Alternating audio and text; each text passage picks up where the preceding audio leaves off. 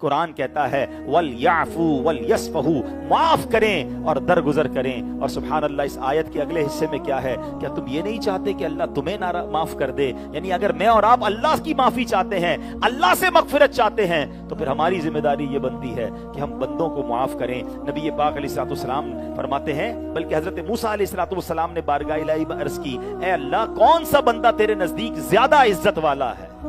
حضرت موسیٰ نے کیا پوچھا کہ اے اللہ، تیرا کون سا بندہ تیرے نزدیک عزت والا ہے؟ سچ بتاؤ یار، عزت والا وہ ہے جس کو میں اور آپ کہیں گے یا اللہ فرمائے گا وہ عزت والا ہے؟ عزت دینے والا تو وہ ہے نا، وَتُعِزُّ مَن تَشَاءُ وَتُذِلُّ مَن تَشَاءُ بِيَدِكَ الْخَيْرُ۔ سنو میرے رب نے کیا فرمایا۔ اللہ حضرت موسیٰ سے فرماتا ہے، جو قدرت ہونے کے باوجود معاف کر دے موسیٰ، میرے نزدیک وہ سب سے زیادہ عزت والا۔ آپ کے پاس پاور ہے اور پھر آپ معاف کریں۔ آپ معاف کرتے ہیں؟ موٹر سائیکل پہ جا رہے ہو، کوئی گارڈ، 4 ڈالے کے ساتھ 4 گارڈ بھی ہو، سائیڈ مار کر چلا جائے، بندہ بولے جاؤ معاف کیا، اس کو تم کچھ بگاڑ ہی نہیں سکتے، اس کا کیا معاف کیا آپ نے؟ مزہ یہ کہ آپ کے پاس کنٹرول ہے اور سامنے غریب ہے، سامنے بیچارہ کمزور ہے، آپ مسل سکتے ہو اس کو، اور اب اللہ کی رضا کے لیے معاف کرو۔ اس معافی کا مزہ اور ہے۔ بندہ کمزور کو کیا کہتا ہے؟ اس کو تو میں برباد کر دوں گا، اس کو تو چھوڑوں گا نہیں، اس کو تو میں ختم کر کے رکھ دوں گا۔ ارے ہماری آپ کی اوقات کیا کسی کو ختم کریں گے؟ کبھی بھی یاد رکھیے گا، کئی بار میں بیان میں یہ جملہ کہتا رہتا ہوں کہ مضبوط آدمی سے نہیں، کمزور آدمی سے ڈرو۔ مضبوط تو بدلہ خود لے لے گا آپ سے، کمزور کر کچھ نہیں سکے گا آپ کے ساتھ، مگر اس نے اگر فریاد اللہ کی بارگاہ میں بھیج دی نا، تو اب اللہ کی قدرت شامل ہو جائے گی، اور اللہ ظالموں کو معاف نہیں کرتا۔ زندگی برباد ہوتے دیکھی ہم نے لوگوں کی، چلتی گاڑی تباہ ہوتے دیکھی۔ ایک بار پھر یہ جملہ کہہ دیتا ہوں، کبھی بھی زندگی میں if you feel it کہ یار چلتے کاروبار میں ڈسٹربنس آ رہی ہے، اچھا خاصا چل رہا تھا، بالکل صحیح صحت تھی اور ڈسٹرب ہونے لگ گئی ہے، فیملی میں کوئی پیار محبت، مسئلہ ہی کوئی نہیں تھا، سب پیار سے چل رہا تھا، اب لڑائی ہونے لگ گئی ہے۔ جب یہ سب کچھ ڈسٹرب ہوتا ہوا نظر آئے نا، سب سے پہلے چیک کرو کسی کی ہائے تو نہیں لے لی، کسی پر زیادتی تو نہیں کر دی، معاف کریں، خدا کے واسطے معاف کریں۔ آپ دیکھو یار، میں نے ابھی 27ویں کو بھی بیان کیا تھا کہ جو بد نصیب نہیں بخشے جائیں گے ان میں وہ شامل ہے جو رشتہ داری کاٹنے والا ہے، جو مسلمانوں سے قطع تعلق کرنے والا ہے۔ ادھر تو لوگوں نے دل میں کینے بھرے ہوئے، موقع چاہیے بس۔ اللہ سے کیا کہہ رہے ہیں؟ اللہ ہمارے سارے گناہ معاف کر دے۔ آپ نے بندوں کو معاف کر دیا ہے؟ نہیں، میں تو انتظار میں بیٹھا ہوں، موقع نہیں مل رہا حضرت، بس اس کی بچے کی شادی ہونے والی ہے نا، اس کی شادی میں جا کے میں مین خوشی والے دن اس کو ذلیل کروں گا، اس کو بس فلاں اس کا کام ہو رہا ہے، میرے پاس آئے گا کسی دن، پھر دیکھو اس سے بدلہ لوں گا۔ یعنی انتظار میں بیٹھے ہیں، اتنا کینا یار، اور اللہ سے کہہ رہے ہو اللہ سارے گناہ معاف کر دے۔ ایک حدیث سن لو، کتنا پیارا میرا دین ہے، آپ کا دین ہے۔ اللہ کے حبیب فرماتے ہیں، جو معاف نہیں کرتا اسے معاف نہیں کیا جائے گا، جو رحم نہیں کرتا اس پر رحم نہیں کیا جائے گا۔ اب غور کر لیں، اگر آپ چاہتے ہو، ہم چاہتے ہیں کہ ہم پر رحم ہو، ہم رحم دل بنے، ہم چاہتے ہیں ہمیں معاف کیا جائے، ہم معاف کریں۔ ہمارے یہاں تو اب یہ حال ہے کہ کچھ قبائل میں، کچھ فیملیز میں تو خاندانی دشمنیاں چل رہی ہیں، بدلے لینے، ماں باپ کہہ کے جاتے ہیں میرے مرنے کے بعد بھی فلاں کے گھر نہیں جانا۔ کیا ہو گیا آپ کو؟ آپ اپنے بچوں کو ٹریننگ دے رہے ہیں کہ دشمنی باقی رکھنا، معافی مت دینا، جھگڑا جاری رکھنا۔ میرا دین تو یہ نہیں سکھاتا ہے۔ اور پھر اگین، اگر میں کسی کو معاف کر رہا ہوں، مجھے بتاؤ نا اس میں کون سی عبادت ہے؟ بظاہر کون سا سجدہ، کون سی تلاوت، کون سا روزہ؟ مگر میرا دین یہ چاہتا ہے، میرا رب یہ چاہتا ہے کہ بندے پیار سے رہیں، غلطیاں ہو جائیں تو معاف کریں، دشمنیاں نہ پالیں، قتل و غارت گری نہ کریں۔ بتاؤ اور کون سا ریلیجن ہے جو اتنا بیسٹ سوسائٹی کو مینٹین کرتا ہے؟ بات یہ ہے کہ ہم دین کو پڑھنے والے نہیں ہیں۔ آگے چلیے، نبی پاک علیہ الصلوۃ والسلام نے صحابہ کرام سے کوسچن کیا، اور سوال یہ تھا، بتاؤ مفلس کون ہے؟ اگر یہی سوال میں آپ سے کر لوں کہ بتائیے مفلس کون ہے، تو آپ کیا کہیں گے؟ کہ غریب تو وہی ہوتا ہے جس کے پاس پیسے نہ ہوں۔ صحابہ کرام نے بھی ایگزیکٹلی یہی جواب دیا کہ حضور مفلس تو وہ ہے کہ جس کے پاس درہم و دینار نہیں ہے، پیسے نہیں۔ تو نبی پاک نے فرمایا نہیں، مفلس کون ہے؟ اب سنیے گا، میں حدیث کا خلاصہ پیش کر رہا ہوں۔ فرمایا مفلس وہ ہے جو قیامت کے دن پہاڑ جتنی نیکیاں لے کر آئے گا، اس کے پاس نمازیں بھی ہوں گے، روزے بھی ہوں گے، صدقہ و خیرات بھی ہوں گے، حج بھی ہوں گے۔ اے حاجیوں سنو، اے روزہ داروں سنو، اے نمازیوں سنو، یہ ساری نیکیاں لے کر وہ جائے گا۔ مگر پیارے آقا فرماتے ہیں اس حال میں جائے گا کہ کسی کا دل دکھایا ہوگا، کسی پر زیادتی کی ہوگی، کسی کے پیسے دبائے ہوں گے، کسی کی غیبت کی ہوگی، کسی کی دل آزاری کی ہوگی، ظلم کیا ہوگا. یہ سارے بندے اللہ کی بارگاہ میں کھڑے ہو جائیں گے کلیم لے کر، اے اللہ آج ہمارا انصاف دلا دے. لوگ کہتے ہیں نا میرا دنیا میں کوئی نہیں بگاڑ سکتا، میں بڑا پاورفل ہوں، میرے آگے کون بات کر سکتا ہے. ٹھیک ہے جناب، آج کوئی بات نہیں کر رہا، مگر ایک دن ہوگا جس دن انصاف ہوگا. یہ سارے کھڑے ہو جائیں گے. اچھا کلیم ہوگا یا اللہ ہمارا انصاف کر. دنیا میں تو آپ کے پاس دو طریقے ہیں نا، کسی کے پیسے لیے تو یا تو پیسے دے دیں یا معافی تلافی ہو جائے. ادھر تو یہ نہیں ہوگا، پیسے تھوڑی چلیں گے. ادھر کرنسی پتہ ہے کیا ہے؟ آخرت کی کرنسی وہ اعمال ہیں. یا تو نیکیاں دینی پڑیں گی یا گناہ لینے پڑیں گے. فرمایا پھر کیا ہوگا کہ ایک بندہ جس نے اس کا دل دکھایا ہوگا نا، ظلم کیا ہوگا، ایک بندہ اس کی نمازیں لے جائے گا، ایک بندہ اس کے روزے لے جائے گا، ایک بندہ اس کا حج لے جائے گا، کوئی اس کے صدقے لے جائے گا، اور ایک ایک کر کے اس کی ساری نیکیاں کلین زیرو ہو جائیں گی، مگر بندے پھر بھی باقی ہوں گے. اس کا مطلب کہ جو زیادتی کرنے والے ہوتے ہیں ان کو یہ پتہ ہی نہیں ہوتا وہ کتنوں سے زیادتی کر رہے ہوتے ہیں. ان کی عادت میں لڑائی جھگڑا ہوتا ہے، زبان پہ گالیاں ہوتی ہیں، دل توڑ رہے ہوتے ہیں. اتنی بری عادت ہوتی ہے کہ مسجد میں آتے ہیں نماز پڑھنے کے لیے، یہاں بھی لڑائی کر رہے ہوتے ہیں، کسی خادم سے لڑ پڑتے ہیں. تو جن کی یہ بری عادتیں ہیں نا، وہ غور کریں، توبہ کریں کہ اگر آپ روز لوگوں کے دل توڑ رہے ہیں، روز زیادتیاں کر رہے ہیں، ملازمین کو گالیاں دے رہے ہیں، بیوی کو برا بھلا کہہ رہے ہیں، رشتہ داروں کو برا بھلا کہہ رہے ہیں، یہ سب لکھا جا رہا ہے. یہ سارے لوگ قیامت کے دن کھڑے ہو سکتے ہیں. نبی پاک فرماتے ہیں نیکیاں ختم ہو جائیں گی، بندے پھر بھی بچ جائیں گے. اچھا اللہ تو انصاف کرنے والا ہے نا. اب یہ تو نہیں کہا جائے گا اس کی نیکیاں ختم ہو گئی، چلے بھائی آپ جائیں، آپ کو کچھ نہیں ملے گا. لنگر تھوڑی ہے کہ کھانا ختم ہو گیا کسی کو نہیں ملے گا. اب فرمایا ان مظلوموں کے گناہ اس ظالم کے سر پر ڈالے جائیں گے. اس ظالم کے سر پر گناہ ڈالے جائیں گے، جو گناہ کیے نہیں ہے اس نے، مگر ان کے گناہ اس لیے ڈالے جائیں گے تاکہ ان کو کمپنسیٹ کیا جائے. اور پھر یہ اعلان ہوگا یہ وہ بد نصیب ہے جو پہاڑ جتنی نیکیاں لے کر تو آیا، مگر آج دوسروں کے گناہ سر پہ لے کر جہنم میں جا رہا ہے. تو بتائیے کتنا امپورٹنٹ ہے کہ بندے راضی رہیں. انسانوں کے ساتھ رہنا ہے، جانوروں کے ساتھ نہیں رہتے، ہم انسانوں کے درمیان رہتے ہیں. ہمیں سب کا خیال رکھنا ہے، پیار سے، محبت سے، معافی سے، درگزر کر کے، ہاتھ پکڑ کے، زیادتی نہیں، مدد کر کے چلنا ہے. اور اگر یہ ساری چیزیں سمجھ آ جائیں اور یہ سب عمل کرنے لگ جائیں تو مجھے بتاؤ نا معاشرہ کیسا بن جائے گا، سوسائٹی کیسی بن جائے گی. پڑوسیوں کے حقوق کتنے ہیں پتہ ہے؟ آئے ہائے، ایک بار نبی پاک علیہ الصلوۃ والسلام صحابہ کرام کو بتا رہے تھے، پڑوسیوں کے حقوق بیان کر رہے تھے. تو صحابی رسول نے کہا اتنے حق بتائے کہ ہمیں یہ شک ہونے لگا کہ نبی پاک علیہ الصلوۃ والسلام کہیں پڑوسیوں کے وراثت میں حصہ بھی بیان نہ کر دیں. اور نبی پاک علیہ الصلوۃ والسلام نے یہاں تک فرمایا جس کی وہ یہ سمجھیے کہ انٹرپریٹیشن یا اس کی وہ یہ بنتی ہے، خلاصہ یہ بنتا ہے کہ جس سے اس کا پڑوسی راضی اس سے اس کا رب راضی، جس سے اس کا پڑوسی ناراض اس سے اس کا رب ناراض. اب بتائیں ہمارے پڑوسی راضی ہیں ہم سے؟ ہمیں تو نام ہی نہیں پتا. بہت سارے وہ لوگ ہیں جن کو پڑوسی کے بارے میں پتہ ہی نہیں کون رہتا ہے میرے برابر میں، برسوں گزر گئے. حالانکہ پڑوسی کے حقوق ہیں. نبی پاک علیہ الصلوۃ والسلام کی بارگاہ میں ایک عورت کا ذکر کیا گیا.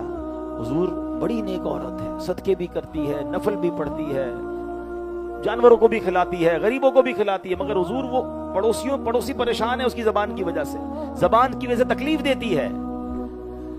آقا نے فرمایا وہ جہنم میں ہے. پھر ایک عورت کا ذکر کیا، حضور نفل نماز نہیں پڑھتی، کوئی بہت زیادہ صدقے خیرات نہیں، بس فرائض پورے کرتی ہے، مگر زبان سے تکلیف نہیں دیتی کسی کو. آقا نے فرمایا وہ جنتی ہے. پیرامیٹر کیا تھا؟ نفل نماز نہیں، نفلی عبادتیں نہیں، بندوں کے ساتھ برتاؤ کیسا تھا. میں دوبارہ عرض کر رہا ہوں، ہم میں سے بہت سارے لوگ اللہ کی عبادت میں بڑے زبردست پنکچوئل ہیں، لیکن بندے ان سے ناراض ہیں، ماں باپ ناراض ہیں، فیملی ناراض ہے. اسلام فیملی لائف کو کیا خوبصورت ایڈریس کرتا ہے. فرمایا تم میں بہترین وہ ہے، the best amongst you، جو اپنی فیملی کے ساتھ بہترین ہے. اور فرمایا سن لو میں تم سب سے زیادہ اپنے گھر والوں کے ساتھ بہترین ہوں. نبی پاک نے اپنے آپ کو پیش کیا کہ میں فیملی میں سب سے زیادہ بہترین ہوں، اور تمہارے اندر بھی بہترین وہ ہے جو فیملی کے ساتھ اچھا ہے. ہم میں سے بہت سارے وہ لوگ ہیں کہ جو باہر بڑے smiley face, very caring, very مطلب زبردست اخلاق والے، اور گھر میں شیر ببر بنے ہوئے ہوتے ہیں، سارے گھر والے ٹینشن میں. اپنے بارے میں چیک تو کرو کہ میں گھر والوں کے لیے بہترین ہوں کہ نہیں. ہو سکتا ہے ہم میں کوئی ایسے بھی لوگ ہوں جب گھر جاتے ہو نا گھر میں ایمرجنسی نافذ ہو جاتی ہوگی, اوئے ہوئے آ گئے بھائی جلدی کھانا ریڈی کرو, اپنی خیر نہیں ہے, چائے ٹائم پہ نہیں ملے گی پھر نہیں چھوڑیں گے, کپڑے استری نہیں ہوں گے تو خیر نہیں, یعنی سارے گھر میں ہمارے جاتی ٹینشن شروع ہو جاتی ہے. اس کا مطلب تو ہم گھر میں بہترین تو نہ ہوئے, گھر کے انسپیکٹر ہو گئے. دو قسم کے گھر میں لوگ ہوتے ہیں والد. ایک والد گھر میں جائے تو بچے دوڑتے ہوئے آ جاتے ہیں, ابو آ گئے ابو آ گئے, اسے پیار کرتے ہیں گلے لگتے ہیں. اور ایک والد گھر میں جائے تو بچے کہتے ہیں ابو آگے چھپ جاؤ سو جاؤ, کیونکہ ابو نے آتی کلاس ہی لینی ہے, ابو نے آ کے ہمارا جناب انسپیکشن ہی کرنی, ڈانٹ ڈپٹ ہی کرنی ہے. ویسے آپ ایک بات بتائیں, ان دونوں میں سے کون سا والد ہے کہ جو بچوں کی اچھی تربیت کر سکے گا؟ جس سے بچے پیار کریں گے. جس سے چھپ رہے ہیں وہ تو ملنا ہی نہیں چاہتے ابو سے, ابو آتے رضائی اوڑھ لیتے ہیں کہ سو جاؤ بھائی ابو کے سامنے, کیونکہ یہ انہوں نے آ کے ہمارے پورے دن کی جو کارکردگی نے وہ لینی ہے اور ڈنڈا لے کے لینی ہے. یہ نہ کریں. نبی پاک نے اپنے نواسوں کو کاندھوں پہ سواری کروائی ہے. پیارے آقا فیملی کے ساتھ شاندار پیار والا ماحول ہوتا تھا. مگر ہم ہیں کہ ہم نے اپنے گھر میں ایک عجب فضا بنائی ہوئی ہے. حضرت عمر فاروق رضی اللہ عنہ کو جلال مشہور ہے نا, آپ فرماتے بندہ گھر میں گھر والا بن کے رہے, بچہ بن کے رہے, باہر مرد بن کے رہے. ہم گھر میں بھی افسر ہی چلا رہے ہوتے ہیں, پتہ نہیں کتنا بڑا افسر ہوں, پتہ نہیں کتنے لوگ کام کرتے ہیں, میرے آرڈر پہ کام ہوتا ہے. بھائی آپ آرڈر باہر رکھ کے آئیں, آپ افسر گھر میں نہیں ہیں, گھر میں آپ فیملی ممبر بنے تاکہ گھر والوں کی تربیت بھی اچھی ہو. وہ بھی ڈیزرو کرتے ہیں آپ کی طرف سے مسکراہٹ اور پیار کو, اور یہ ہے میری شریعت. نبی پاک اپنی ازواج کے لیے تحائف لے کے جاتے, اپنی ازواج کے ساتھ کھانے پینے کے سامان میں ہاتھ بٹاتے, بلکہ بازار سے سودا سلف لاتے تھے کونین کے والی ہو کر. اور ہم جناب بالکل گھر والوں کے ساتھ سختی والا معاملہ. آگے چلیے, نبی پاک علیہ السلام فرماتے ہیں جس نے اپنے مسلمان بھائی کو کھانا کھلایا یہاں تک کہ وہ سیر ہو گیا, اس کا پیٹ بھر گیا, اور پانی پلایا یہاں تک کہ وہ سیراب ہو گیا, اللہ تعالیٰ اس شخص اور جہنم کے درمیان 7 خندقیں بنا دے گا. ہر خندق کا درمیانی فاصلہ 1 سال کی راہ ہے. یعنی وہ جہنم سے اتنا دور کر دیا جائے گا جو کسی ایک مسلمان کو پیٹ بھر کر کھانا کھلا دے, پانی پلا دے. مجھے بتاؤ جو کھانا کھلاتے ہیں, جو ماشاءاللہ اللہ کی راہ میں یہ خرچ کرتے ہوتے ہیں, کتنی نیکیاں کما رہے ہیں. مگر اگین بظاہر کون سی عبادت ہے, کون سا سجدہ, کون سی تلاوت؟ مسلمان کا پیٹ بھر رہا ہے, غریبوں کو کھانا کھلائیں, ان کی مدد کریں, یہ میری شریعت کہتی ہے اور ہمیں اسلام سکھاتا ہے.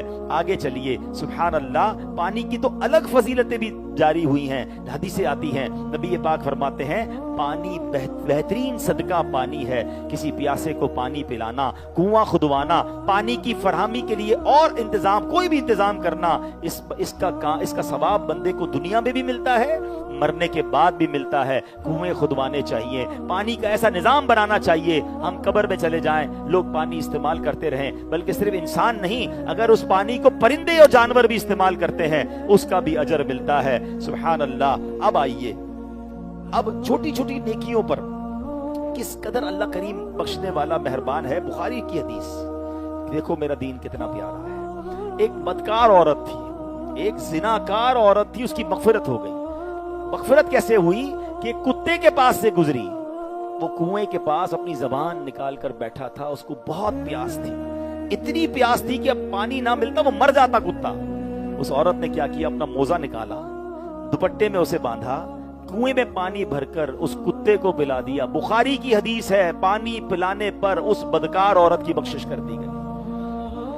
ہائے ہائے, میرا دین تو جانوروں کے حقوق بھی بیان کرتا ہے. ہم چونکہ یورپ گھوم کے آتے ہیں, ہم UK دیکھ کر آتے ہیں, ہم آسٹریلیا سے جب واپس آتے ہیں, جب امریکہ سے آتے ہیں تو ہمارے خواب ہی ادھر کے ہوتے ہیں. جناب بڑی صفائی ہے تو بڑا جانوروں کا خیال ہے, جناب بڑا پڑوسیوں کا خیال ہے. پڑھو نا اسلام بھائی.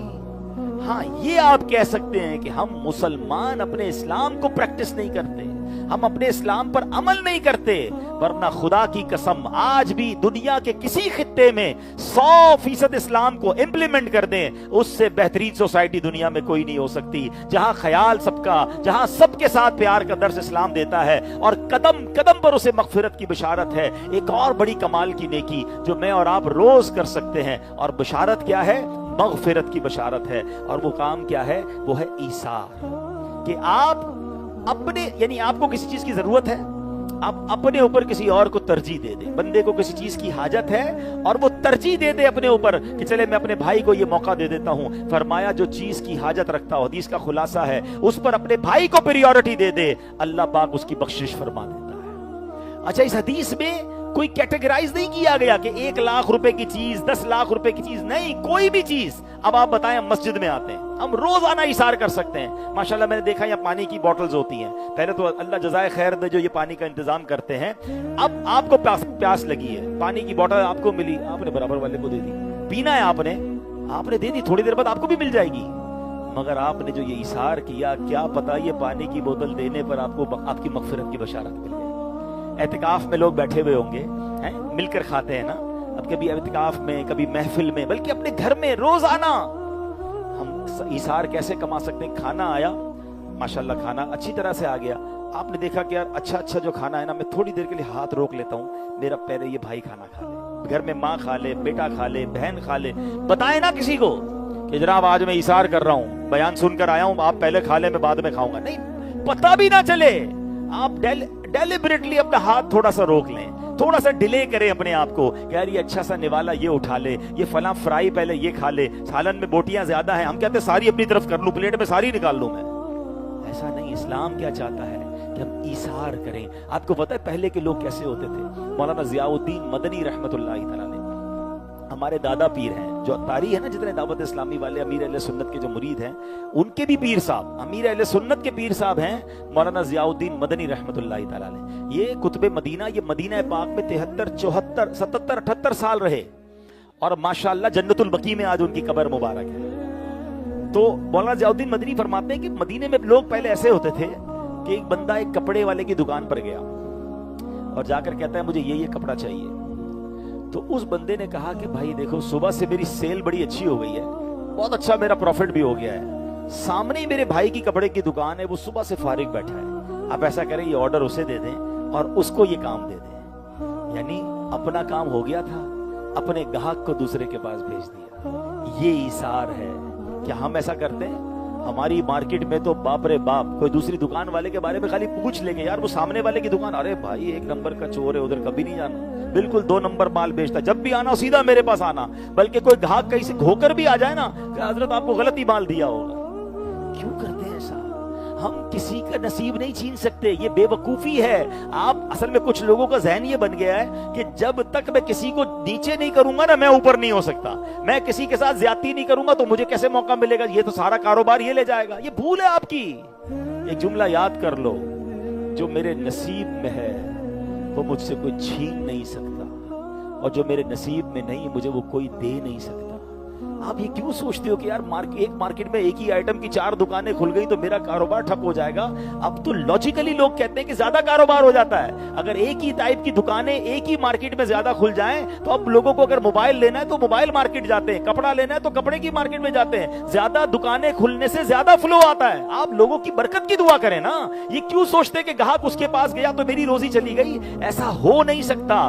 दाने दाने पे लिखा है खाने वाले का नाम। हम समझते मेरी इज्जत इसलिए नहीं बढ़ रही, ये शैतान है ना मरदूद। ये उलमा में, नात ख्वानों में, इमाम साहिबान में, हर तबके के अंदर ये हसद और ये बात डाल सकता है कि जनाब इसकी इज्जत कम होगी तो मेरी बारी आएगी, अब इसी का नाम होता जा रहा है तो मुझे कौन सुनेगा, मेरी बारी कब आएगी। ये भूल है आपकी। जिस दिन ये आपके दिमाग में बात आ जाए तो समझ लो दिल में हसद आ रहा है, आपको शैतान आपके साथ खेल रहा है। इज्जत देने वाला रब है। आप अल्लाह से कहें ना, मौला इसको इज्जत दी है मुझे भी दे दे, या अल्लाह इसको रिस्क दिया है मुझे भी दे दे, इसका छीन कर मुझे मिले।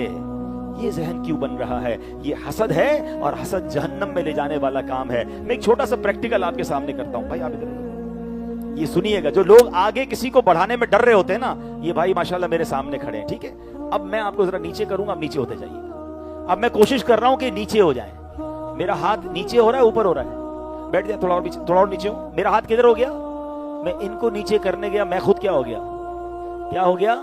नीचे हो गया ना। अब खड़े हो जाए, और अब मैं इनको ऊपर कर रहा हूं। मेरा हाथ कहां जा रहा है? बस यही फार्मूला समझना है। जो लोगों को आगे बढ़ाता है अल्लाह उसको और आगे बढ़ा देता है। जो लोगों को नीचा करने की कोशिश करता है ना, उसको तो नीचा कर सके ना कर सके, आप खुद नीचे होते चले जाते हैं। आपकी जो नहूसत है ना, जो दिल में बुग़्ज़ है, जो मुसलमान को गिराने के शौक है, यार ये किसी तरह बर्बाद हो जाए, इसका कारोबार ठप हो जाए, इसकी इज्जत बर्बाद हो जाए, इसका कोई स्कैंडल पता चल जाए, यही सोच तुम्हारे दिमाग में अगर है तो सोच लो तुम उसका तो कुछ नहीं बिगाड़ सकते हो, क्योंकि जिसको अल्लाह ने इज्जत देनी है उसको कौन नीचा कर सकता है। सारी दुनिया किसी के पीछे पड़ जाए ना, सोशल मीडिया पे पड़ जाए, अखबारों में पड़ जाए, ओ जनाब हर तरफ से उसमें यलगार कर दे, अगर अल्लाह ने उसके नसीब में उरूज लिखा है तो दुनिया की कोई ताकत उसे जलील नहीं कर सकती है। और इसी तरह सारी दुनिया किसी के नगमे गाए, सारी दुनिया किसी को उरूज देने की कोशिश करे, अगर अल्लाह ने उसके मुकद्दर में जलील होना लिखा है तो उसको जलील होने से कोई नहीं रोक सकता। इज्जत मांगनी है तो रब से मांगे, जिल्लत से बचना है तो अल्लाह से दुआ करें। तो बस जिंदगी का फार्मूला बना ले, मैंने इसार करना है, मुझे चाहिए, मेरे भाई को भी चाहिए, उसे दे दो। सहाबा किराम में कैसा जज्बा था इसार का। अरब शरीफ वगैरह गए हैं तो मेरी बात जल्दी समझ जाएंगे। अरब शरीफ में अब तो खैर मंदी पाकिस्तान में भी बहुत आ गई है, वरना पहले हमने शुरू में मंदी वहीं खाई थी। अरब शरीफ में, मक्के मदीने में अरबियों के पास जाते थे तो मंदी के थाल आते थे। मगर वहां मैंने एक और चीज ऑब्जर्व की कि बकरी का जो सर होता है ना, हमारी मेमनी में जिसको मुंडी बोलते हैं, सिरी, अच्छा जो सिरी है ना, ये बकरा पूरा काटेंगे और बोटियां वगैरह सब थाल में रखेंगे, मगर सिरी जो है वो उसी को देंगे जो उस पूरी महफिल में कोई बहुत इज्जत वाला होगा, उसकी थाल में रख देंगे। कोई बड़े आलिम साहब आएंगे, कोई बड़े मुफ्ती साहब होंगे या सरदार महफिल होंगे। इतनी पसंद है अरब के लोगों को, अब भी वो बड़े शौक से खाते हैं। एक सहाबी रसूल के घर पे सिरी तोहफे में आई, जरूरत भी थी उनको, घर में खाने की तंगी भी थी। उन्होंने सोचा यार सिरी आई है, बड़ा अच्छा खाना आया है, मेरे भाई भी बराबर में पड़ोसी रहता है, उसको भेज दूंगा तो ज्यादा खुशी होगी। वो सिरी ली और उनको भेज दी। अच्छा अब कमाल देखो, जज्बा इसार। वो दूसरे जो साहबी थे ना, वो कहते हैं भाई ने भेजा तो बहुत अच्छा तोहफा है, लेकिन जो मेरे पड़ोसी है ना वो ज्यादा गरीब हैं, ज्यादा जरूरतमंद, उन्होंने सिरी वहां भेज दी। आखिर पता क्या हुआ, 7 घरों से घूमकर वो सिरी पहले वाले घर पे आ गई। एवरीबडी वांट टू बी, हर बंदा इशार करना चाह रहा था कि किसी और को दे दूं, किसी और का भला हो जाए। और हम क्या सोचते हैं, सबका छिन कर मुझे मिल जाए, किसी को ना मिले, बस मेरा काम सीधा हो जाए, बाकी अगले का बेड़ा गर्क होता हो तो हो जाए। ये मेरा दीन नहीं है। ये दीन क्या कहता है, इशार करो तुम्हें मगफिरत की बशारत है। खुदा की कसम रोजाना इशार की आदत आप बना लें, बड़े बड़े इशार करने भी लग जाएंगे। पहले छोटे तो इशार करो ना, मस्जिद में एसी लगा हुआ होता है, पंखा लगा होता है, नमाजी कहता है बिल्कुल मैंने इधर बैठना है, हर तरावी में कब्जा करके बैठा हुआ है। आपको लगता है दूसरा भाई आया है, यार ये यहाँ बैठेगा ना, इसको ज्यादा अच्छी हवा आ जाएगी, थोड़ा सा खिसक गए, हजरत आप आ जाए, बताए ना। अल्लाह देख रहा है कि इसने अपनी पसंद की जगह इशार कर दी है। इसने पानी पीना था, दूसरे को पिला दिया है। इसने खाना खाना था, उसने दूसरे, अल्लाह तो देख रहा है ना। आप बस में जा रहे हैं, ट्रेन में जा रहे हैं, कोई बंदा आया, आपने देखा सीट नहीं है, आप खड़े हो गए, आप बैठ जाएं, उसको बताए ना कि मुझे भी बैठना था। अल्लाह जानता है कि नीयत किधर की है। ये छोटे छोटे स्टेप जो हैं आपको ईसार का आदी बना देंगे। अल्लाह अकबर, कैसा ईसार था हमारे सहाबाए किराम में। एक गजवे का मौका, गालिबन गजवा हुनैन का मौका था, गजवा में कंफ्यूज हूं इसलिए कंफर्म नहीं करता। तो एक सहाबिया, उनके कजन भी उस जंग में थे, वो जख्मी हो गए, बिल्कुल जख्मों से चूर चूर, लास्ट ब्रीथ्स, आखिरी उनकी सांसें। उन्होंने बिल्कुल कराहते हुए कहा पानी। तो वो कजन थी, वो साहबिया गई और जाके पानी पिलाने लगी। जैसे ही उनको पानी पेश किया ना, उनके बराबर में एक और जख्मी था, मुसलमान साहबी रसूल। वो कहते हैं ऐसा करो, वो पानी उसको पिला दो। वो पानी लेके दूसरे के पास गई तो आगे एक और जख्मी की आवाज आई, पानी। वो हालांकि वो भी तकलीफ में है, खून खून निकल रहा है, जख्मों से चूर चूर है। कहता ये पानी उन्हें पिला दो। वो तीसरे के पास पहुंची ना, तीसरे का इंतकाल हो गया था। सेकंड के पास आई, उनका भी विसाल हो चुका था। दौड़ती हुई अपने कजन के पास आई, जो पहला था, उनका भी इंतकाल हो चुका था। हाय हाय, ये है मेरा दीन, ये है मेरे इस्लाम की तालीमात के मरते मरते भी इशार करना है। और इधर हाल ये, बंदा मर रहा है उसके साथ भी इशार नहीं करना। मर जाए यार, अपनी बला से अपना क्या है, मेरा काम सीधा होना चाहिए। नहीं मेरे प्यारे इस्लाम। अब मुझे अगेन मैं सवाल बार बार इसलिए कर रहा हूं कि जो खप्त सवार किया जा रहा है सोशल मीडिया के जरिए और दिमागों में डाला जा रहा है कि इस्लाम की implementation is the problem for the society. अरे इस्लाम वो मजहब है जो पूरी सोसाइटी को बेहतरीन सोसाइटी बना सकता है। बस शर्त यह है कि जो दीन की पूरी पूरी तालीमात हैं उस पर हम अमल करने वाले बन जाएं। अब प्रॉब्लम यह है कि हम में से बहुत सारे यहाँ ऐसे हैं जो नमाजी हैं, रोजादार हैं, हाजी हैं, सखी हैं, बहुत सारे अल्लाह के हुकूक अदा करने वाले हैं। पूरा रमजान आपने रोजे रखे, पूरा रमजान आपने तरावियां पढ़ी, वेल एंड गुड। मगर इन तमाम चीजों के साथ हुकूकुल इबाद का मामला क्या है? हुकूकुल्लाह is very important but हुकूकुल इबाद is most sensitive. क्यों? क्योंकि अगर कोई बंदा सारी जिंदगी अल्लाह के हुकूक अदा ना करे ना, تو اللہ یہ اس کا اور اللہ کا معاملہ ہے. وہ ایک سچی معافی مانگے اللہ معاف کر دیتا ہے. لیکن اگر کوئی بندے کو ستائے گا، جب تک بندہ معاف نہیں کرے گا رب بھی معاف نہیں فرمائے گا. اگین اس شریعت کے فارمولے کو اگر آپ سوسائٹی کی بیٹرمنٹ کے لیے امپلیمنٹیشن کو سمجھیں کہ یہ کتنی کمال کی جناب شریعت کا فارمولہ ہے کہ جو بندہ معاف نہیں کرے گا اللہ معاف نہیں کرے گا. اس کا مطلب آپ نے اپنے تمام بھائیوں سے، تمام مسلمانوں سے محبت سے رہنا ہے کہ بندہ ناراض ہو گیا تو رب بھی ناراض ہو جائے گا. تو آج کے بعد جہاں حقوق العباد ہم نے کنٹینیو کرنے ہیں، وہاں ہم نے حقوق العباد میں بڑا سینسٹیو ہو جانا ہے.